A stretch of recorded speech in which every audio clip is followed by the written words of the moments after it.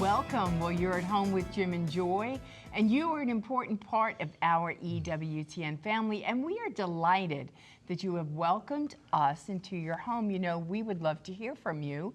So today we're taking your questions and your comments. If you're watching Monday, we're here very alive. Give us a jingle, 1-800-221-9460. Outside North America, you can reach us at 205-271-2980. And you can always send us an email with your question or your comment to jimandjoy@ewtn.com, and check us out on Facebook. Well, the question for today's show is this.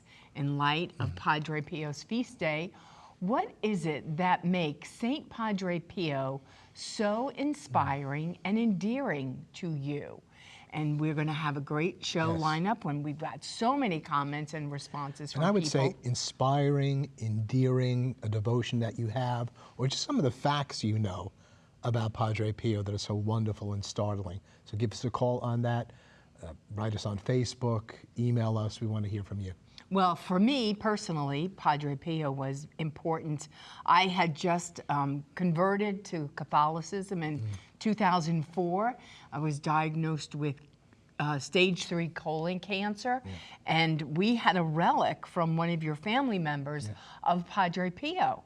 And every day I would ask him to pray for me, and I would bless myself with his relic, and then put it back in the little ring holder box that we had. And I did that daily, and I kept him on my night dresser during that cancer journey. So I know that Padre Pio for me was a very intimate prayer partner on that journey to hell and back. And I appreciated his prayers and his presence and his grace. And you didn't even have to be Catholic to get his blessing. I didn't have to be You knew about Catholic. him beforehand. I We have did. a quote here by Padre Pio. Jesus is with you, even when you don't feel his presence. He is never so close to you as he is during your spiritual battles. He's always there. He's close to you, encouraging you to fight your battle courageously. He's there to ward off the enemy's blows so that you may not be hurt. Padre Pio. So many wonderful and great sayings of Padre Pio that come out of his incredible union with the Lord. So we're speaking about what endears you to Padre Pio, what are the facts about him that really move you. And that's one of them, is that it's a great intimacy with the Lord, which brought a lot of confrontation in his life in so many ways, but also brought tremendous joy and tremendous peace in his life. And peace, I had his slogan on our refrigerator during my cancer journey, which was pray, hope, and don't worry. And that really became a ministering words of encouragement to me. You know, you go to the refrigerator, you're feeling completely awful, and you would see pray, hope, and don't worry. Well, that's all that you got. You got to pray. You have to be hopeful in the midst of any storm that God brings your way. And you have to not worry, because worry doesn't change a thing. But prayer changes everything. And it might not even be the outcome that you want, but at least you connected with the Holy Spirit and with prayer, and you have prayer partners in heaven, and that's the beautiful part of being on this journey where we can call upon the saints. And today is a great celebration for Saint Padre Pio. So why do you have a special devotion? What is it to Saint Padre Pio, Pio of Pietrelcina? What is it about him? What are the facts about him? What does he do for you and you in blessing him and praying for his life? As Joy was saying, we're not alone. There's a whole communion of saints, and especially this day, we remember Padre Pio. We want to hear from you. We'll be right back. Plenty more to come. Please don't go away.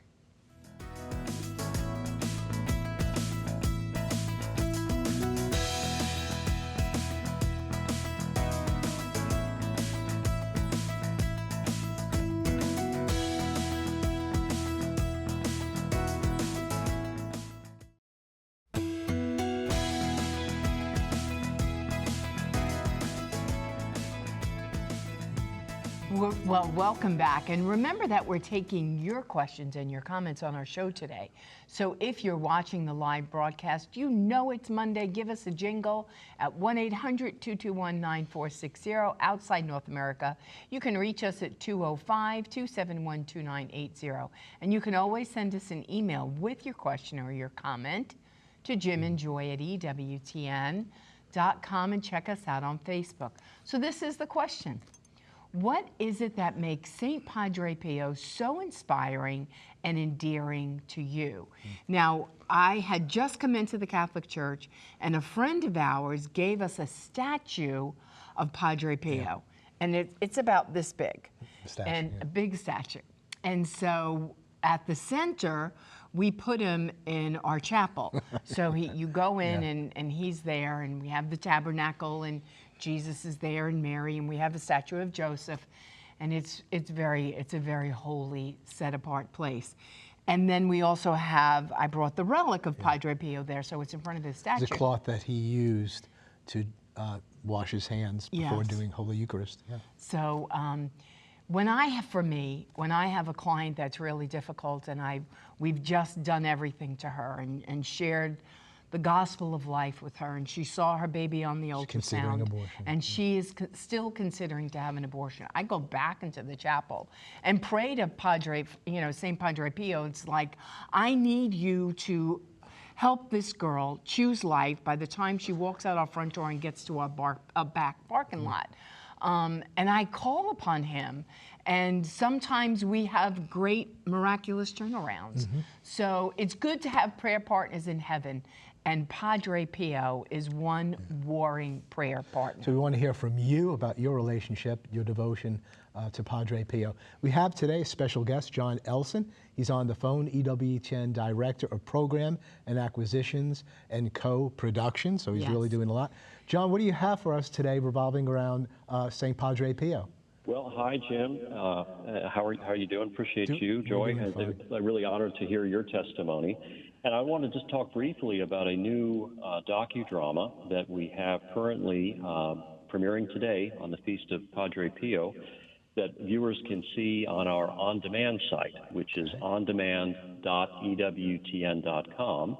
And the title is St. Pio of Pietrelcina, Man of Hope and Healing. So it took us 10 months to produce this program with our friends at the St. Pio Foundation here in the United States and Christiana Video in Rome. And basically, this program teaches about Padre Pio and some aspects that many of us have never heard before, not only through experts, but also through personal testimonies, eyewitness testimonies of those who knew him prior to his death, as you know, on this date in 1968, and others who heard from a direct account.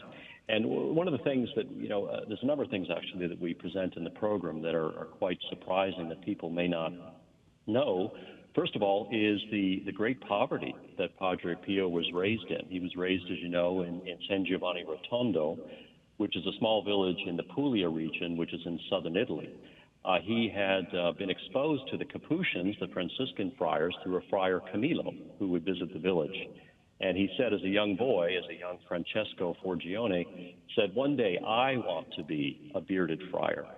And because of their poverty, his father Grazio emigrated to the United States, ended up in Mohonington, Pennsylvania, and in order to provide for his family and to provide for Padre Pio's studies. Padre Pio also suffered from... I think we just lost John Elson. So John was just filling us in on this acquisition that you can see, I believe now, September 23rd, ondemand.ewtn.com, ondemand.ewtn.com, and you can see this new movie. He's back. Okay. So John. Yeah. Well, no, just a second thing. Sorry, we were cut off. The second thing was Padre Pio's poor health in his 20s.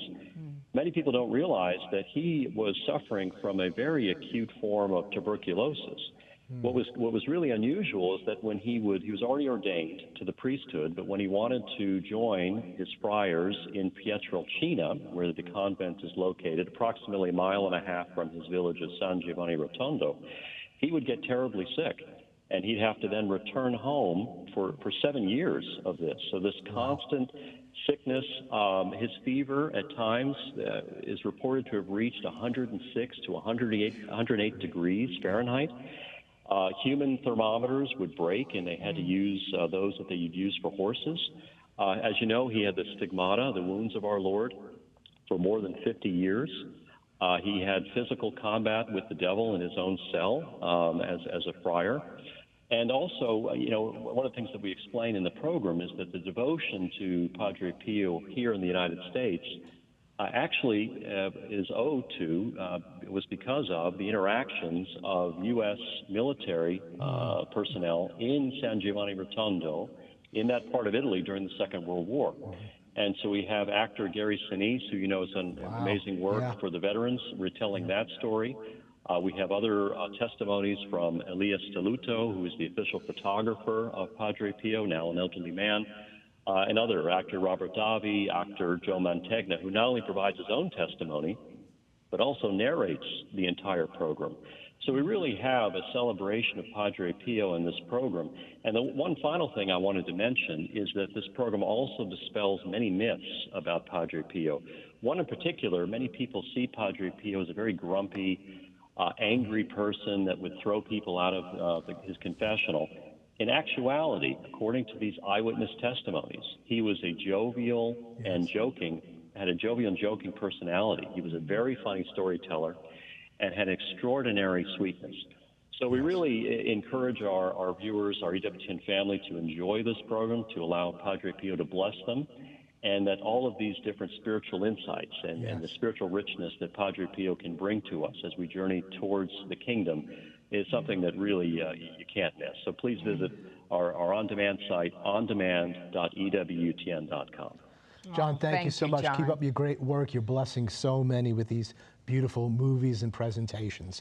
Again, go to ondemand.ewtn.com. This is going to be fantastic. It is going to be wonderful. You can watch it now and not now doing our show, but you can. Well, you and can it watch will be beautiful because especially if you have a special devotion and there's things that you want to learn about him, it will just deepen your knowledge and your wisdom about him and the beautiful experience of your prayer life with him to continue until you see Padre Pio face to face with Jesus. So again, we want you to call us or email us.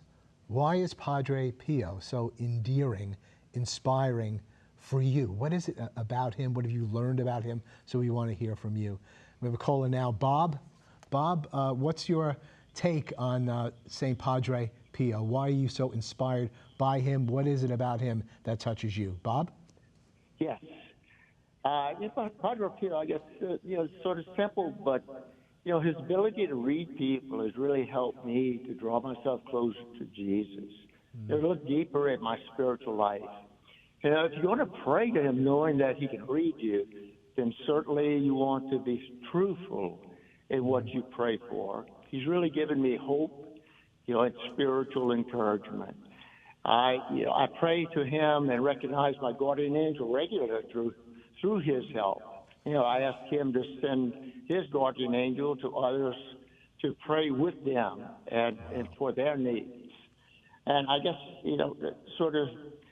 sum up, I guess for me, I don't wear any jewelry or rings or anything, but I do wear a wristband that says, pray, hope, and don't worry, Padre Pio. It's my constant reminder of my faith. So, I guess there's several other things that, certainly come to mind with Padre Pio. I pray to him for spiritual, physical, and emotional needs of myself, as well as others. So yes, beautiful. Bob, thank you so much. Thank you. That's just a beautiful sharing, and I hope you inspire others to give us a call now about what Padre Pio means to you, how he inspires you. And it's interesting, Bob shared about, for him, it's like he was a reader of souls. You have to watch how you make a confession. Right. Be real, be truthful, try and recall what you need to recall, give that over to the Lord. So in seeing Padre Pio, his confessional life has really been improved. And then he talked about his guardian angel. I didn't even think of that, but I'm sure Padre Pio had angels all around as he did physical and spiritual warfare with Satan, with the devil himself, and different appearances that he would make. So for this guy, it's like angels, it's confession, it's prayer, and he has pray, hope, and don't worry. Right, and what a beautiful witness in the bracelet too, because you know the whole world needs to pray, hope, and not to worry, especially in this season and times and wars where we are, and our upcoming election and everything that's going on just in the United States, but then in Russia and the Ukraine and Israel, and I mean there's a lot going on, and we need to be a people that we need to be prayerful, we need to be hopeful, and we need to believe without a shadow of a doubt that Jesus is in charge no matter what the world is looking like, and that God has us in his hands. And it's important, you know, Padre Pio in the confessional, sometimes he would sit and hear confessions for 12 to 15 hours a day. Could you imagine? And Bob said, he would read your soul. And Father John Paul even shared it in his sermon this morning, that if you had unconfessed sin, you went to the confession and there was unconfessed sin, he would tell you to get out of the confession and when you're ready to come back and reveal the rest of yourself to me. Because he could smell the fire of hell on you because your soul wasn't clean. And you just think about that. And Bob said, it helps you to make a better confession. It's like, I always say in my confession, and Father, to the best of my knowledge, that's the worst about me. Unless God gives you a word, like reveal it, because I want my soul to be clean. And Padre Pio recommended you go to confession once a week. He said it's like you have to take a bath once a week, and your soul needs to be washed weekly also. Yeah. He said that confession is like a bath for your soul. Mm-hmm. Isn't that beautiful? Yeah, it is. So thanks for your participation. Today's a very special day. Let's ask for Padre Pio's intercession, and let's draw ever closer to Jesus Christ in fellowship with Padre Pio. We'll be right back. Plenty more to come. Please don't go away.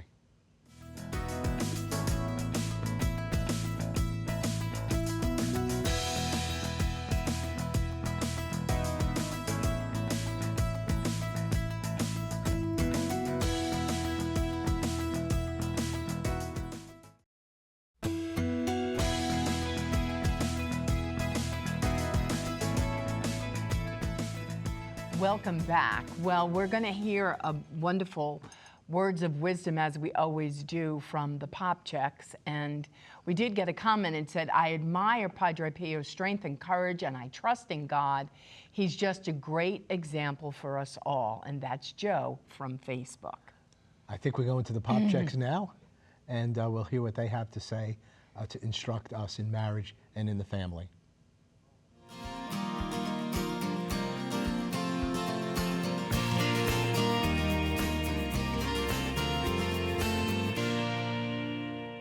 Praying with small children can be difficult. They tend to be wiggly and have short attention spans. When little ones are involved, it's easy for family prayer time to seem more like WrestleMania. But you can have a meaningful prayer time with small kids if you remember that little people need different spiritual food than bigger people. That's right. Faith develops in different stages, from early childhood to middle childhood, adolescence, and young adulthood. Children around 6 and under are in what's called the intuitive projective stage, but we like to call it the cuddly stage. That's right. In the cuddly stage of faith development, children believe that something is true and good if it feels loving and safe and friendly. But they believe that something's false if it feels stiff and cold and unrelatable. You can focus more on things like prayer posture and getting prayers just right as kids get a little older. But when they're in the cuddly faith stage, the best way to nurture your child's faith is to make prayer times and other experiences of the faith affectionate, inviting, imaginative, and even a little playful. So let your little ones cuddle in your lap when you pray with them. Be affectionate. And as you hold them, concentrate on letting them feel God's arms around them and letting them feel God's love, filling their hearts through you. Sing kid-friendly praise songs together. Use different voices when you read them Bible stories or saint stories. Make it fun. engage their imagination by asking them to pretend that they were actually in those stories, you know. You can even act those stories out together. By understanding the spiritual food that a small child's faith requires, you can help them fill their hunger for God. And to explore more ways to help your kids fall in love with the faith, you can check out our book, Discovering God Together, The Catholic Guide to Raising Faithful Kids. Thank you, Greg and Lisa. They're always just so spot on with their teachings on life and marriage and on the family. Another comment here, I guess, in relationship to Padre Pio. I am in awe of how many souls he got to heaven, through his gift of reading souls. How he handled himself during the time he was persecuted by the church. How he gave all the credit of his gifts to Jesus, and how he got angry when souls lied to him, showing how their sins caused him anguish. And so this is Nancy from Facebook. So many dimensions to Padre Pio. I like what John was sharing with this new film that we're going to be airing on ondemand.ewtn.com starting today. That he was joyous. He was a joyous person. A lot of times that isn't what's emphasized with him. But joy, you know, last night before doing the show, we went online and we got some videos of Padre Pio, just footage. And it was interesting, especially when he and the friars there were getting ready to eat or something, and they showed him again and again walking down the hallway, and he was talking to people, and his face didn't look all that animated, but everybody around him was laughing. Right. And was just being so touched. Those guys really cut up. I'm telling you, Padre Pio did that. And so yes, he had this union with Jesus, the stigmata, so united with the crucifixion of Jesus. So choosing the same sufferings that Christ chose, and yet the joy of the Lord was his strength. And so they're both together. And Jesus, for the joy that was set before him, he endured the cross. Jesus did, despising the shame, and so did Padre Pio. So may the joy of the Lord be our strength. His union in the Holy Eucharist, our union with Jesus in the Holy Eucharist, Padre Pio said, 1,000 years of enjoying human glory doesn't compare to 1 hour sweetly spent communing with Jesus in the Blessed Sacrament. 1 hour compared to thousands of years to be in union with Jesus through the Blessed Sacrament. So let's give ourselves more fully, as Padre Pio did, to our Lord Jesus Christ. We have some great shows coming up on Wednesday and Thursday for you with Amy Catapon, who's going to be speaking about the Saint Squad, encouraging teachers as they go into the classroom. So God bless you. God bless all of your loved ones. You're never alone. You're an important part of this EWTN family, and you're always at home with Jim and Joy. Bye now.